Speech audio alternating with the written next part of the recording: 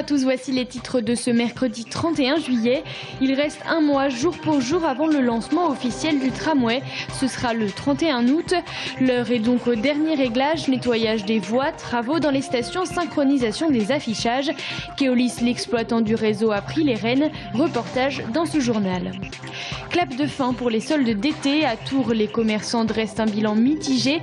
En cause, selon eux, la crise, mais aussi des problèmes d'accessibilité liés aux travaux du tramway. Les explications à suivre.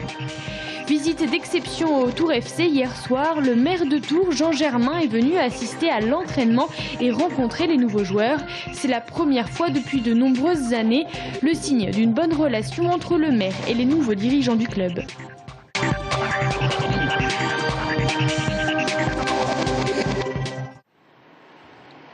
Dernière finition, travaux dans les stations, signalétique. Dans 5 semaines, jour pour jour, la mise en service du tramway sera effective. La phase d'essai est à présent terminée pour Cité Tram, qui s'assure que la bête à Buren se fonde dans le paysage. On fait en sorte de sensibiliser à la fois le personnel de Keolis, donc qui est en formation et qui passe maintenant dans un régime de pré-mise en service commercial, mais également les usagers, effectivement, qui doivent commencer à s'habituer à la présence du tramway, aux priorités sur les carrefours, etc. À présent, l'heure est à la passation du projet vers l'exploitant Keolis, qui prendra désormais les rênes de la bête à Buren. Et pour l'entraîner dans les meilleures conditions, il faut multiplier les passages.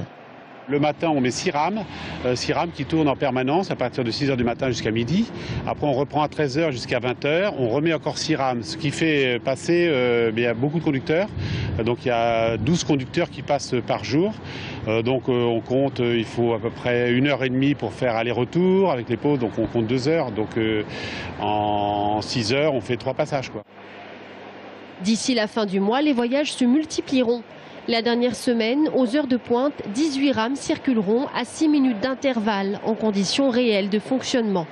Le 31 août, le tramway accueillera ses tout premiers voyageurs.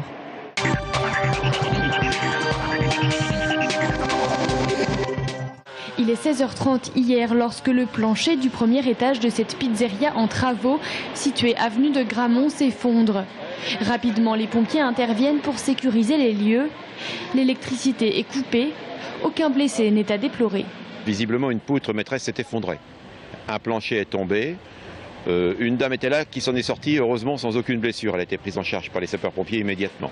Par mesure de sécurité, les riverains ont été évacués. Nous avons évacué donc le bâtiment principalement concerné et nous avons évacué également les 2 bâtiments qui étaient mitoyens, donc un café, une presse, un magasin d'esthétique et des appartements qui étaient au 2e étage et au tout, donc ça fait 18 personnes d'évacuées. Les personnes résidant au 2e étage du bâtiment sont relogées à l'hôtel le temps des travaux. Le bar voisin devrait rouvrir demain. Son gérant, également propriétaire des chambres meublées, s'inquiète pour son commerce et ses locataires. Déjà, il n'y aura pas de chiffre d'affaires et puis mes locataires, pour le moment, on va leur trouver une solution très rapide, à savoir les loger dans un hôtel aux alentours.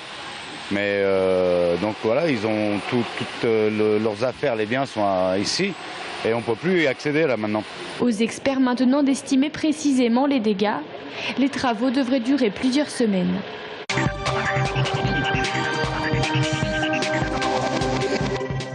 Les soldes d'été, c'est terminé. Depuis ce mercredi, fini les promotions et les rabais. Pour les commerçants, le bilan de cette saison est mitigé.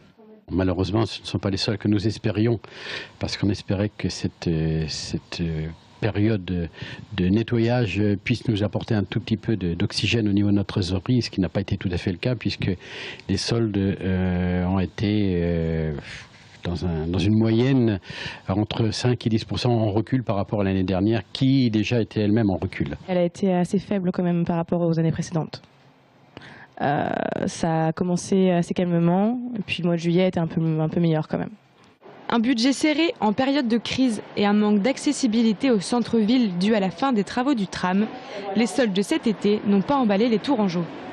Au tout début des soldes, on a nos clients qui viennent, mais ensuite c'est plutôt des touristes ou ceux qui se baladent, quoi. Le beau temps du mois de juillet n'a donc pas poussé les Tourangeaux à faire de bonnes affaires. Certains parieront sans doute sur les soldes flottants pour compenser cette saison un peu morose.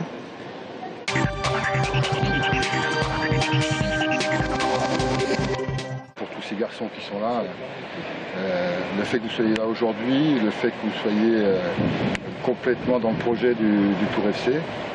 Jean Germain sur les pelouses du stade de la Vallée du Cher. Un moment presque exceptionnel.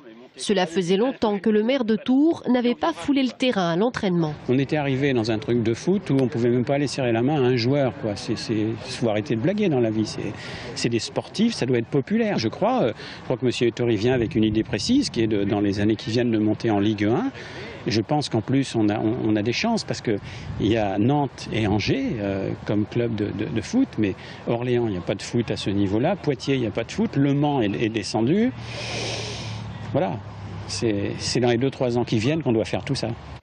Présentation des joueurs qui porteront le maillot tourangeau cette année. Jean-Luc Ettori, le président délégué du club, marque ici une vraie rupture avec le passé.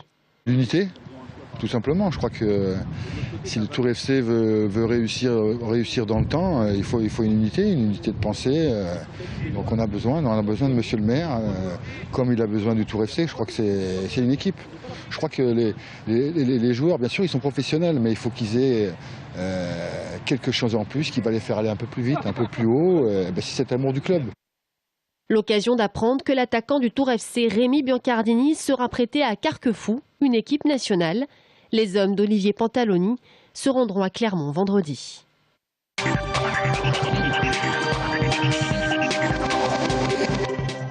Attention à la montée brutale des eaux de la Loire. La préfecture d'Indre-et-Loire appelle à la vigilance pour les journées de demain et de vendredi suite aux fortes précipitations orageuses qui sont tombées sur le Morvan et le bassin de l'Allier la semaine dernière. La Loire devrait monter d'environ 1 mètre vers 14 h demain et baisser progressivement à partir de vendredi. La préfecture rappelle que les baignades en Loire sont strictement interdites.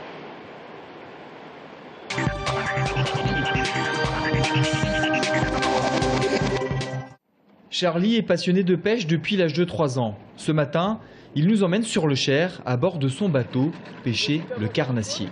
Silure, brochet ou cendre, voici les poissons qu'il recherche. Et autant dire qu'il est bien équipé.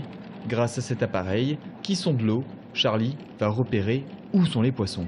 Ici, il y a un herbier, certainement, et on voit qu'il y a quelques poissons autour. Donc le sondeur nous permet simplement de voir où sont les poissons. Les poissons, on va en voir partout. Après, savoir si c'est un carnassier ou pas, c'est en pêchant qu'on verra. Depuis peu, Charlie a allié pêche et travail, car il a été embauché par la Fédération d'Indre-et-Loire. Animateur, il doit promouvoir la pêche qui souffre d'un déficit d'image depuis quelques années. En 10 ans, le nombre de cartes de pêche dans le département a fortement diminué. De 28 000, la fédération ne compte aujourd'hui que quelques 23 000 licenciés.